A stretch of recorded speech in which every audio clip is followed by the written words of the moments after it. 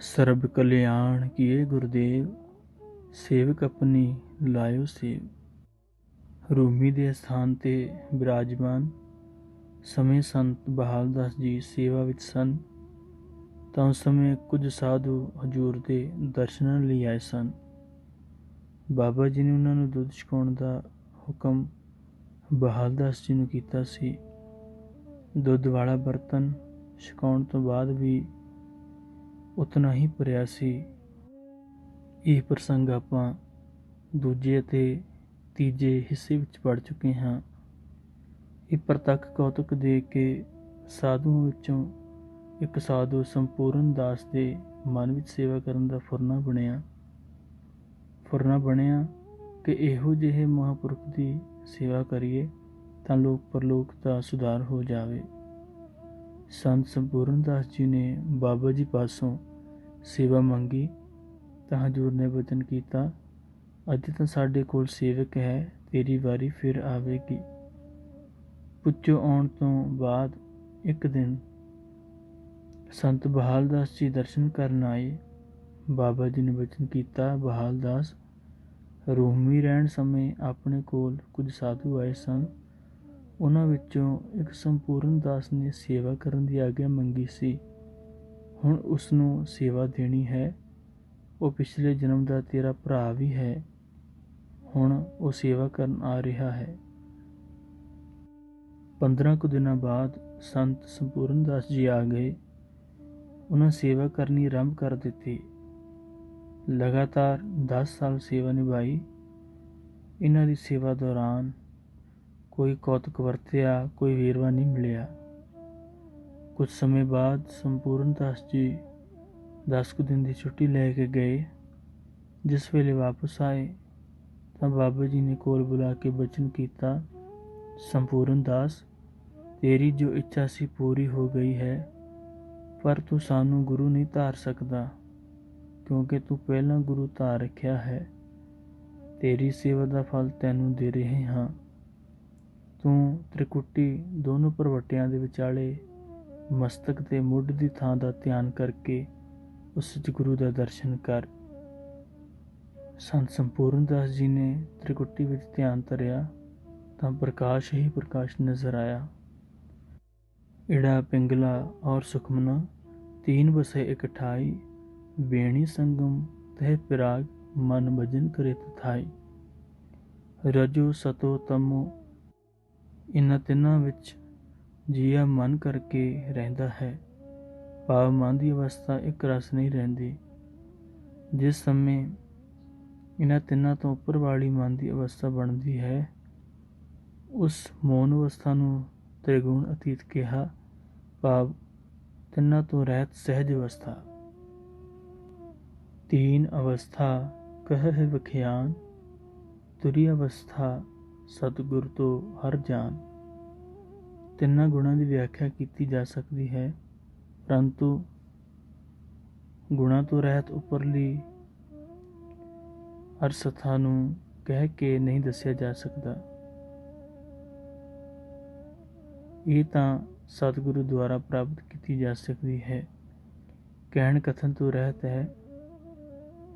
भगवान कृष्ण ने भी अर्जुन को उपदेश किया, हे अर्जुन, वेद 3 गुणा विच है ते तू 3 गुणा तो रहत हो। बाबा जी ने ताकीद भी की, जे तैनू कोई पूछे कि तेरा गुरु कौन है तो साडा नाम नहीं लेना, उस वेले अपने पहले गुरु का नाम लेना है। कुछ समा चुप तो बाद बचन होया, हुण तू जा सकता है। गुजरात विच 6वें पातशाह का स्थान है, उत्थे जाके रहो ते उस स्थान की सेवा करो ते गुरबाणी के लड़ संगतां नूं लाओ। गुरमुत उपदेश दिओ, तेरे सामने कोई गुरमुत विरोधी नहीं टिकेगा। इस तो उपरंत संत संपूर्ण दास जी आज्ञा लैके गुजरात चले गए। आपे गुर चेला है आपे, आपे दसे काट। एक दिन पुच्चो कलां दी संगत ने हजूर दे चरनां विच बेनती की, महाराज आप जी लहरे खाने वाल संत वधावा सिंह जी पासों सधारण पाठ करवाउंदे हो, ਭੋਗ ਸਮੇਂ ਰਸਦ ਅਤੇ ਪਾਠ ਦੀ ਮਾਇਆ ਵੀ ਭੇਜਦੇ ਹੋ। ਜੇ ਹੁਕਮ ਹੋਵੇ ਤਾਂ ਪਾਠ ਲਈ ਇੱਥੇ ਹੀ ਜਗ੍ਹਾ ਬਣਾ ਦਈਏ। ਅੱਗੇ ਵਾਸਤੇ ਪਾਠ ਇੱਥੇ ਹੀ ਹੋ ਜਾਇਆ ਕਰਨ। ਗੁਰੂ ਗ੍ਰੰਥ ਸਾਹਿਬ ਜੀ ਦਾ ਸਰੂਪ ਇੱਥੇ ਲੈ ਆਈਏ। ਬੇਨਤੀ ਸੁਣਨ ਉਪਰੰਤ ਬਾਬਾ ਜੀ ਨੇ ਬਚਨ ਕੀਤਾ, ਇੱਥੇ ਗੁਰੂ ਗ੍ਰੰਥ ਸਾਹਿਬ ਨਹੀਂ ਰੱਖੇ ਜਾ ਸਕਦੇ, ਕਿਉਂਕਿ ਸਾਡੀ ਰਹਿਣੀ ਕੁਝ ਹੋਰ ਹੈ। ਉਹਨਾਂ ਦੀ ਸੇਵਾ ਸੰਭਾਲ ਦੀ ਮਰਿਆਦਾ ਦਾ ਕਿਸੇ ਨੂੰ ਪਤਾ ਨਹੀਂ। ਕਿਸ ਤਰ੍ਹਾਂ ਬਿਰਾਜਮਾਨ ਕਰਨੇ ਹਨ, ਸਤਿਕਾਰ ਕਰਨਾ ਹੈ, ਪਾਠ ਕਰਨਾ ਹੈ, ਪ੍ਰਕਾਸ਼ ਕਰਨਾ ਹੈ, ਇਹ ਗੱਲਾਂ ਸਭ ਗੁਪਤ ਹਨ। ਇੱਕ ਮਹਾਂਪੁਰਖ ਆਏਗਾ, ਉਹ ਆਪਣੇ ਸਮੇਂ ਵਿੱਚ ਸੇਵਾ ਕਰਾਏਗਾ ਅਤੇ ਕਰੇਗਾ। ਜਿਵੇਂ 5ਵੇਂ ਪਾਤਸ਼ਾਹ ਅਤੇ 10ਵੇਂ ਪਾਤਸ਼ਾਹ ਨੇ ਸੇਵਾ ਸੰਭਾਲ ਕਰਵਾਈ, ਉਸ ਮਰਿਆਦਾ ਨੂੰ ਪ੍ਰਗਟ ਕਰੇਗਾ।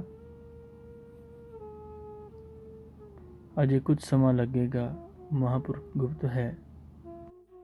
ਇਹ ਇਸ਼ਾਰਾ ਬਾਬਾ ਆਨੰਦ ਸਿੰਘ ਜੀ ਮਹਾਰਾਜ ਕਲੇਰਾਂ ਵਾਲਿਆਂ ਵੱਲ ਸੀ, ਜਿਨ੍ਹਾਂ ਨੇ ਫਿਰ ਇਹ ਮਰਿਆਦਾ ਚਲਾਈ। ਸਾਧ ਜਨਾ ਹੋਏ ਕਿਰਪਾਲਾ, ਬਿਗਸੇ ਸਭ ਪਰਵਾਰਿਆ। ਹਜ਼ੂਰ ਦੇ ਰੋਮੀ ਰਹਿਣ ਸਮੇਂ ਸੰਤ ਬਹਾਲ ਦਾਸ ਜੀ ਨਾਲ ਮਿਲ ਕੇ ਸੀਮੇ ਦਾ ਅਤਰ ਸਿੰਘ ਸੇਵਾ ਕਰਦਾ ਸੀ। ਇਹਨਾਂ ਦੇ ਇਕਲੌਤਾ ਪੁੱਤਰ ਗੁਰਦਿੱਤ ਸਿੰਘ ਸੀ। ਇਸ ਦੇ 2 ਪੁੱਤਰ ਹਜ਼ੂਰ ਦੇ ਮੁਖਾਰਬਿੰਦ ਤੋਂ ਨਿਕਲੇ ਬਚਨਾਂ ਦੀ ਕਿਰਪਾ ਨਾਲ ਹੋਏ ਸਨ। ਇਹ ਸਾਖੀ ਆਪਾਂ ਪਿੱਛੇ ਪੜ੍ਹ ਚੁੱਕੇ ਹਾਂ। ਇਹਨਾਂ ਦੇ ਨਾਮ ਵੱਡਾ ਝੰਡਾ ਸਿੰਘ ਅਤੇ ਛੋਟਾ ਝੰਡਾ ਸਿੰਘ ਰੱਖੇ ਗਏ ਸਨ। ਸਮਾਂ ਪਾ ਕੇ ਦੋਨੋਂ ਝੰਡਾ ਸਿੰਘਾਂ ਦੀ ਸ਼ਾਦੀ ਹੋ ਗਈ। ਵਿਆਹ ਹੋਣ ਤੋਂ ਬਾਅਦ ਵੱਡਾ ਝੰਡਾ ਸਿੰਘ ਪਰਿਵਾਰ ਸਮੇਤ ਬਾਬਾ ਜੀ ਦੇ ਸਥਾਨ ਪੁੱਚੋ ਕਲਾਂ ਟਿੱਲਾ ਸਾਹਿਬ 'ਤੇ ਮੱਥਾ ਟੇਕਣ ਆਏ।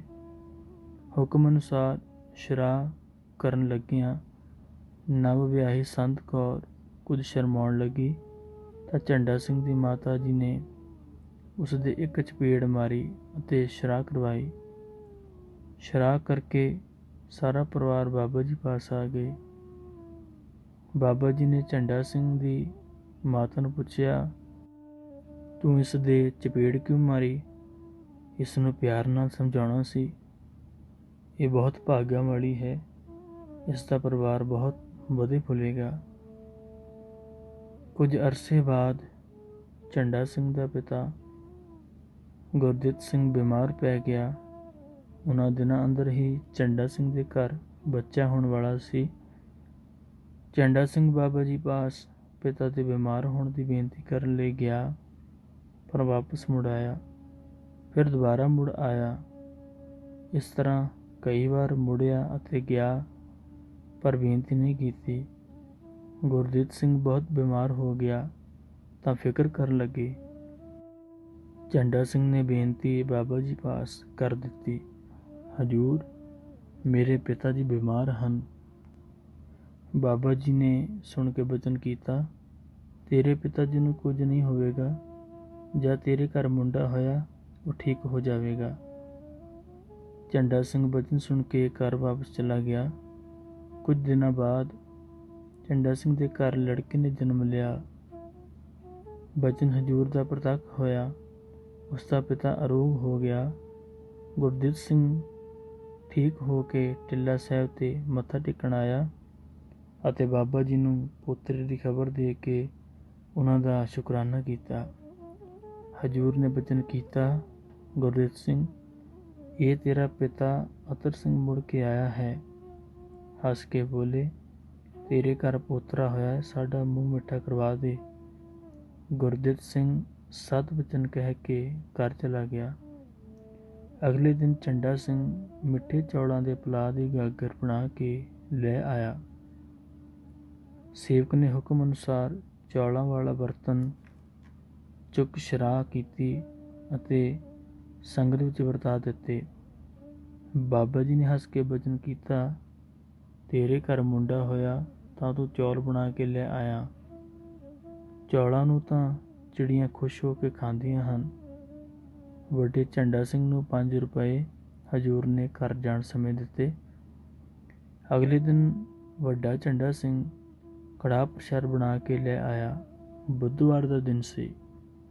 हजूर बहुत खुश होए ते हुक्म कीता प्रसाद संगत विच वरताओ। हुक्म अनुसार देग वरता दिती। वड्डा झंडा सिंह इस ख्याल विच बैठा रहा कि कल 5 रुपए दिते सन, शायद अज भी कुछ देण। बाबा जी हस के कहण लगे, तू हुण जा, असीं अपनी पसंद की चीज़ पैसे दे के बनवा लई है, हुण होर तृष्णा ना कर। झंडा सिंह घर नूं चला गया।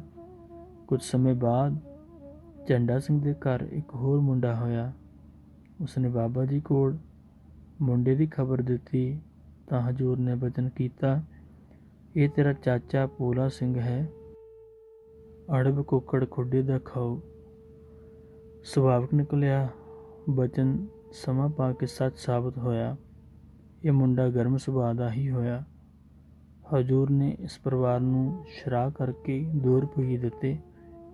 हुक्म होया, रखने हन, माया बेअंत आएगी। झंडा सिंह दी भैण अपने पिता गुरदित सिंह तो ये रुपए मंग के लै गई। पहला गुरदित सिंह ने जवाब दिता, पर जद उसने कहा तुसीं बाबा जी तो होर लै लेना, फिर वो कुछ ना बोल सकिया। लड़की इस गल तो बेखबर सी कि बख्शिश रोज़ रोज़ नहीं मिलती।